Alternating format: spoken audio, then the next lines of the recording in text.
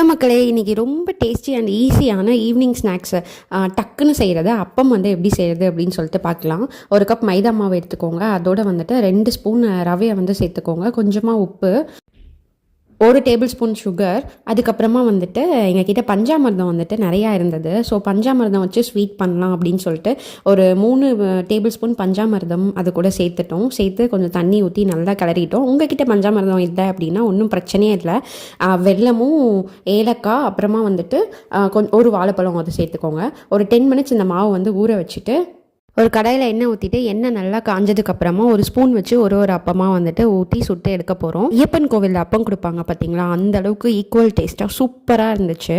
Try பண்ணி பார்த்துட்டு எப்படி இருந்துச்சு அப்படின்னு சொல்லிட்டு சொல்லுங்கள். ஸோ ஈவினிங் ஸ்நாக்ஸ் சூப்பராக ஈஸியாக டேஸ்ட்டாக வந்துட்டு பண்ணிடலாம். இதை வந்துட்டு ஒரு 10 மினிட்ஸில் பண்ணுற ஈவினிங் ஸ்நாக்கு.